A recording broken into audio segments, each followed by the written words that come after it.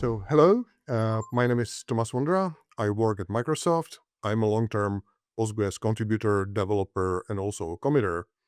And I'm here to talk about performance archaeology, which is an overview of how the performance of Postgres changed over the many years of development. So, if you are interested in performance and are a user or a developer, this talk might be interesting for you. Okay, so let's go to the slides. Um, the agenda of this talk is very simple. First, I will do introduction. I will explain why I'm actually doing this, why I'm interested in this topic. And then we will go through two different types of benchmarks and results, where I will actually show you some charts with the results and compare the different releases of Postgres on the same hardware. So you can actually make judgments um, of how the performance changed.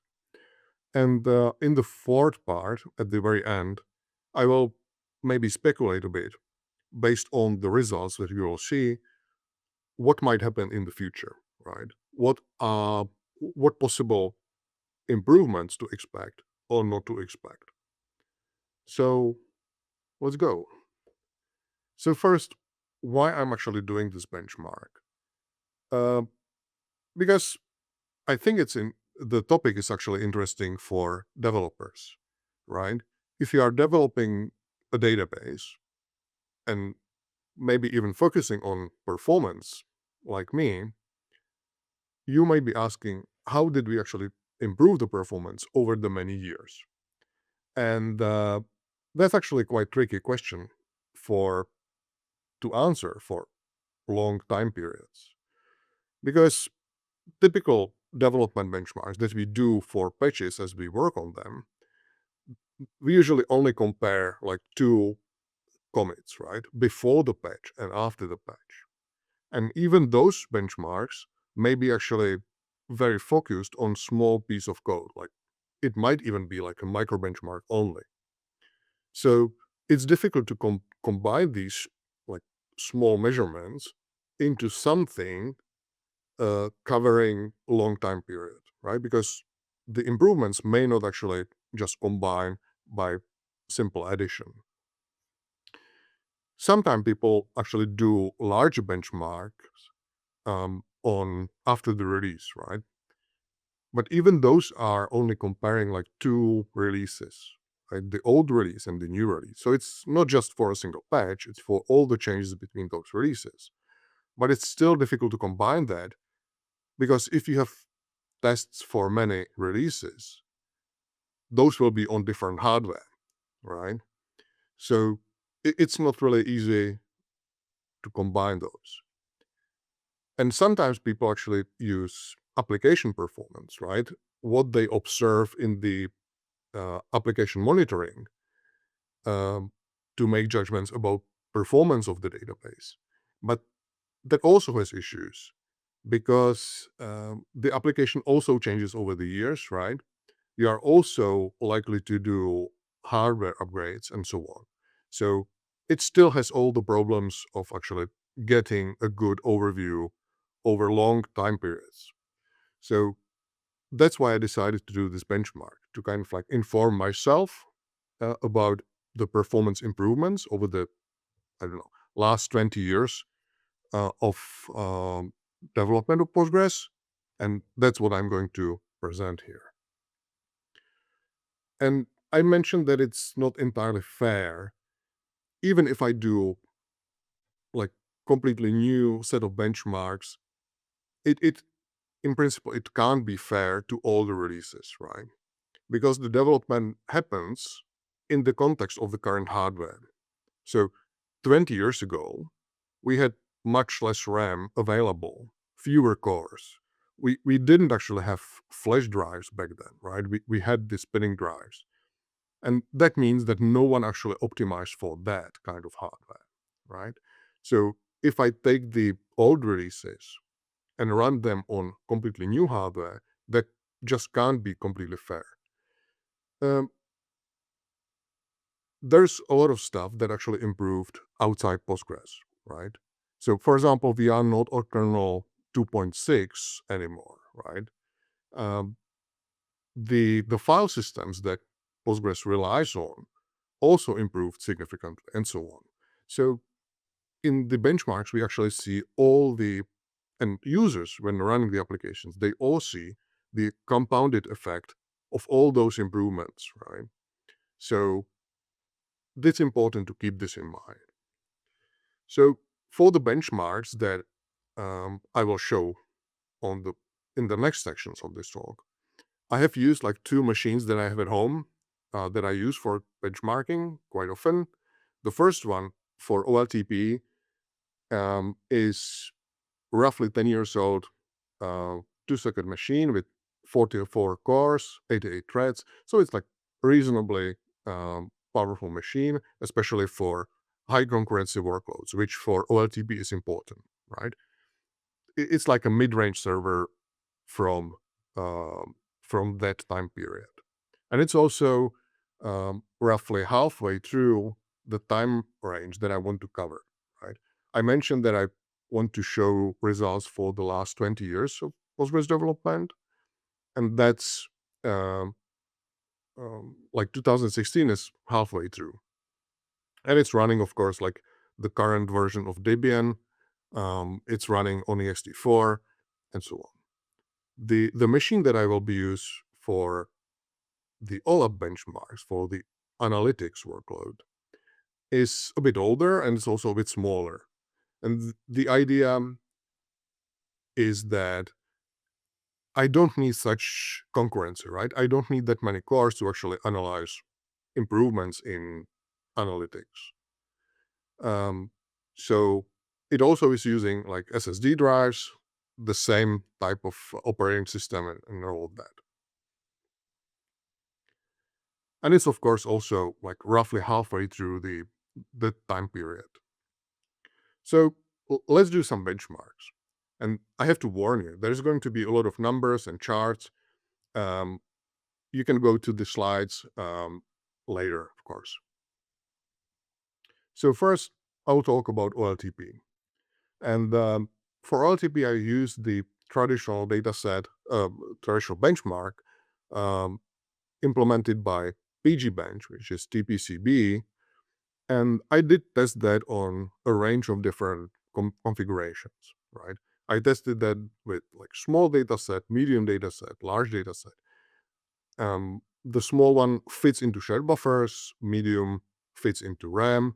The large one has to do a lot of I/O actually, right? And I did that in like read-only mode, read-write mode. I'm going to present here only a couple of those results that I think are clear and can, illustrate the points I'm trying to make. Um, the runs were quite short, only a couple minutes, because exactly there have been so many combinations that I've been testing that I couldn't do longer runs, right? One thing I need to mention is that I started with Postgres 8.0, and back then we didn't actually support shared buffers larger than 2 gigabytes. So I needed to use a configuration which is like the same for all the releases, right? But the PG bench that I'm using to run the benchmarks were always from Postgres 18, from the development version that uh, at that point.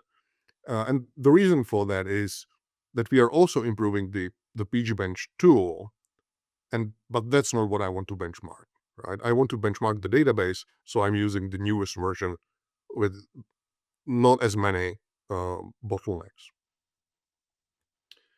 So the first chart I want to present is for read-only PG bench on the small data set, the scale 100, which means roughly 1.5 gigabytes on disk, which fits into 2 gigabyte of shared buffers. And this is like read-only benchmark. And you can see, and each of those lines is the throughput for certain client count, right? So for example, the blue, which is almost horizontal with the x-axis, that's for a single client. The yellow one, for example, is for 32 clients. So the first thing you can notice is that um, for the older releases, and we are starting with Postgres 8, and then there's 8.2, 8.3, and so on the x-axis, that was quite bad, and we didn't actually get much scalability from higher client counts, right? Um, the throughput kind of got stuck at 32 clients, and we didn't actually get better throughput with more. And the machine actually has like far more cores, right? So that's not great. But this actually improved significantly in 9.4 and 9.5, right? And it also fixed a couple strange behaviors in like 9.2, 9.3, where you can see this. The thing you should notice there is that there are actually inversions, right? By increasing the number of clients, uh, the throughput actually completely craters, right? So the best throughput you get with 32 clients, and then if you increase the number of clients for the database for pgbench, it just drops to, I don't know, 10% of that. And that's a clear sign of concurrency issues, right? Locking or something like that was happening. But we fixed that in 9.4 and especially 9.5. So that's the first thing you should notice. And then since 9.5, the throughput is actually quite stable, and there are no significant improvements since then, simply because we improved. We got most of the improvements back then, right? If you look at the largest data set, which needs to do a lot of I/O, you will see something like this. You will also see some significant improvements early on between like 8.0 and 8.4. And since then, we didn't get much speed ups, right? Um, there are some small improvements or like noise in the results, but that's mostly because of uh, the short runs, right? Each run had only a couple of minutes, which is not enough to get like perfectly stable results from the benchmark. Of course, the results, the absolute numbers are much lower than for the read-only benchmark, right? For the small data set. For the read-write, and this is like the smallest data set, only 1.5 gigabytes fits into shared buffers. But you can also see significant improvements between 9.4 and 9.5, and especially 9.6. We are doing much better in each of those benchmarks than we did 20 years ago. It would be strange if we didn't, right? In this case, there are no clear inversions of the throughput. Like you usually get at least the same throughput as with the lower client count, which is good.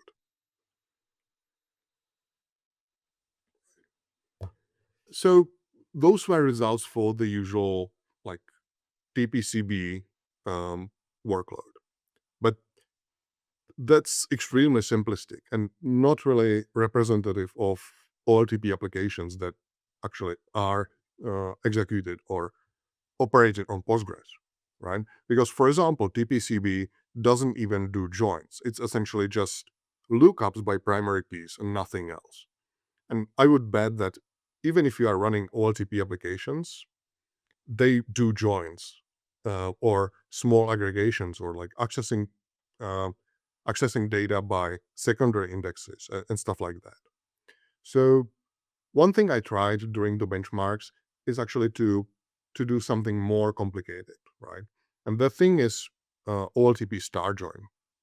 Um, if you are familiar with starjoin from analytics, um, where it usually joins like a fact table and multiple dimensions, like small tables, then this is almost the same thing, except that there's also a clear restriction on the fact table, like usually by primary key.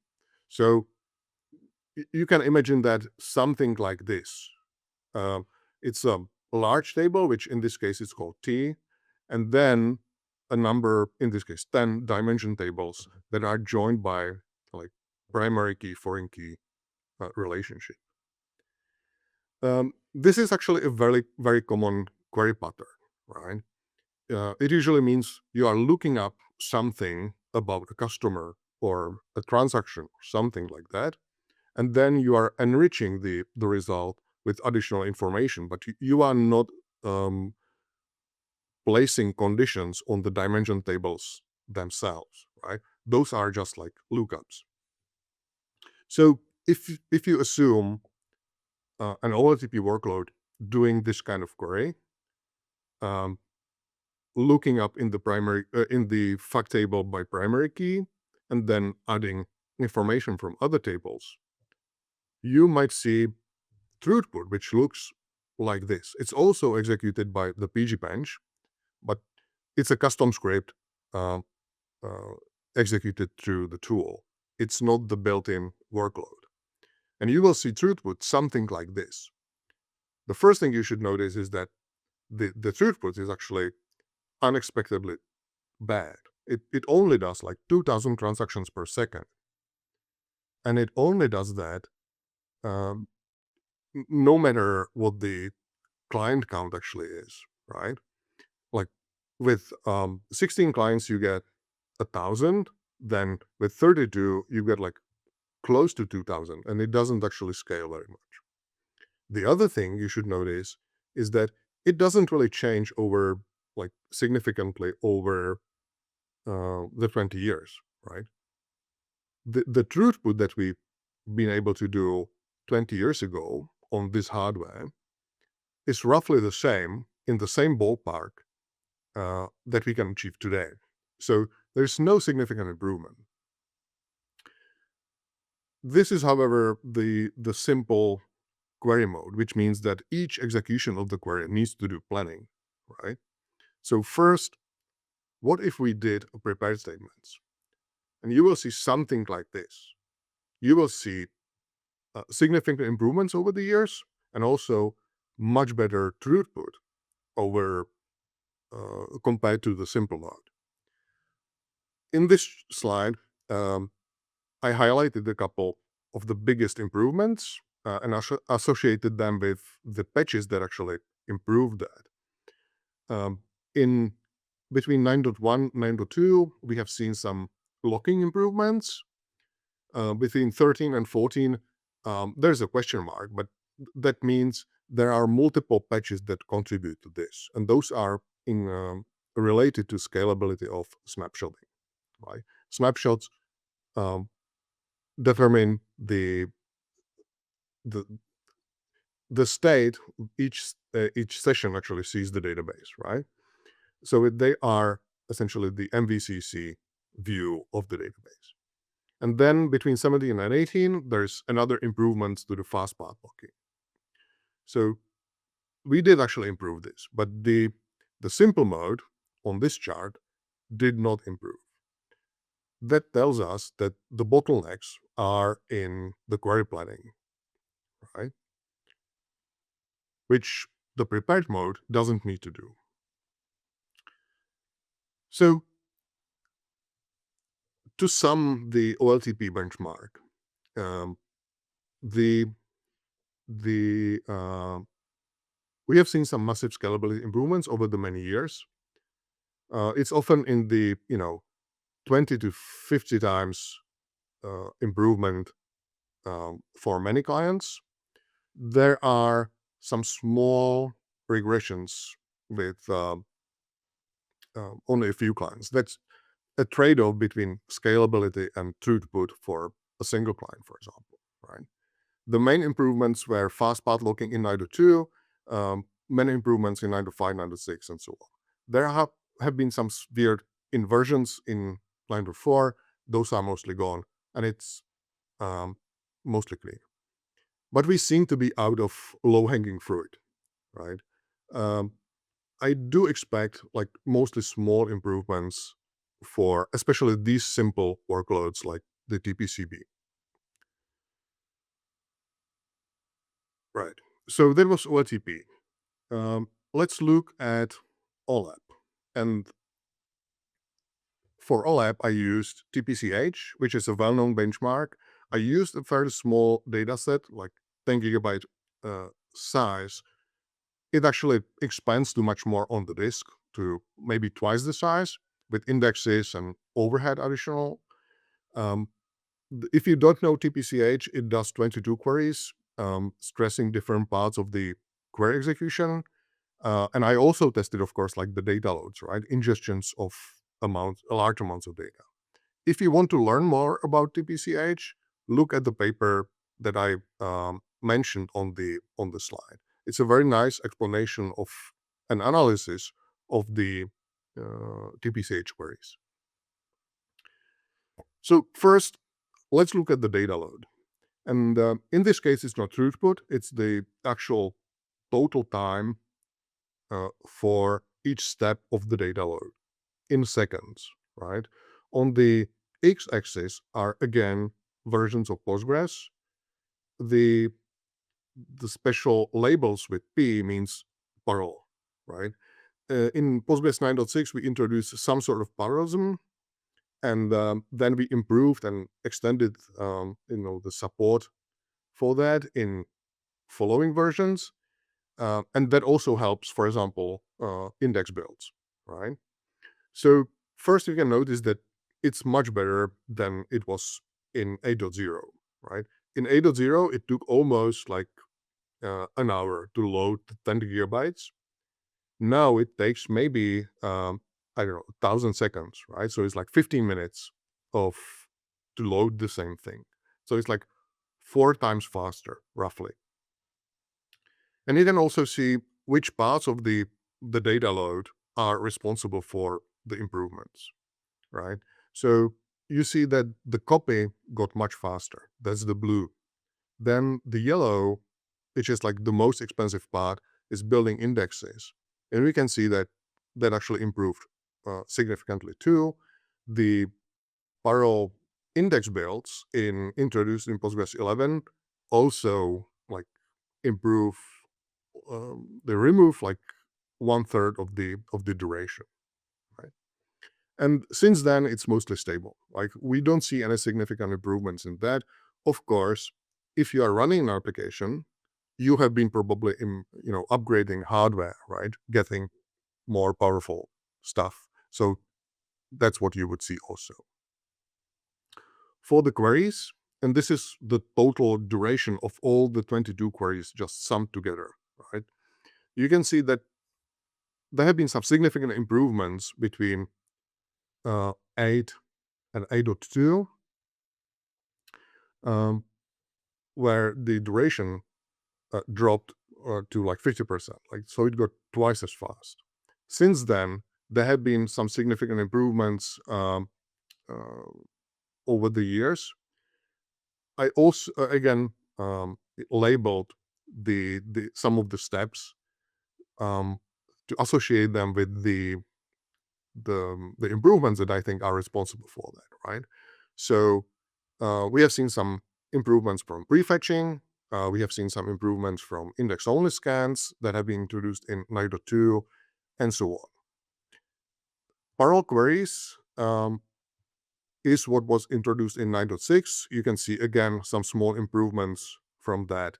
And since then, it's mostly stable, right? So we haven't seen like significant improvements for these 22 queries since Postgres 9.6, 10, something like that. So when benchmarking this, I also saw, I noticed a couple like what I call apparent regressions, where the performance actually got a bit worse. Those are actually not regressions; they are caused by changes in, say, default values, right?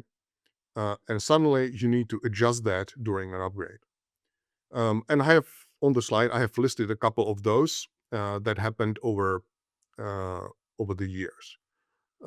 We have, whenever we modify a default value, this is a risk that we need to face, and you need to be aware of this when upgrading the Postgres to a newer version, right? So you need to go through the release notes.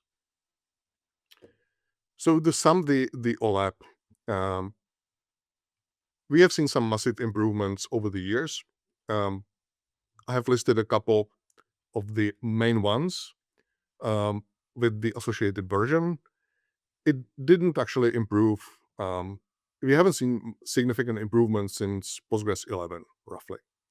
I think there are some possible incremental improvements in like small gains, but I think that for actually significantly improving the performance with OLAP, I think we need to do some fundamental changes to how Postgres executes queries and stores the data, right? Like there is a reason why uh, the column stores are much faster. They just use and execute the queries very differently, and we need to adopt some of those ideas to be competitive with those databases. So to sum the talk, I think we have seen some pretty substantial improvements. I do think that we will see some incremental improvements uh, in the future, but for like significant improvements, we need um, to start to think differently about at least some of the database engine. I'd like also to mention that the performance is not like everything, right? Like the raw throughput is not everything. We also need to worry about ease of operation, especially in the age of cloud, where people are running dozens of engines or of instances and need to operate that efficiently. So for OLTP, there's a number of questions. I'm not going to discuss those. This is more about stuff that you might actually look into, right? So for example, there's a lot of NUMA stuff that you should look into. There is a really nice talk by Andres Freund from PGConf EU from October listing a lot of those improvements. For OLAP, I think that's what I already mentioned. I think a more radical rethink of the execution needs to be considered. And I think complex plans can get wrong easier, right? We need to update the defaults more carefully. I don't know, but we may need like more better tuning advice, automated testing, something. And that's all for me. So if you have any questions, please write them in the chat.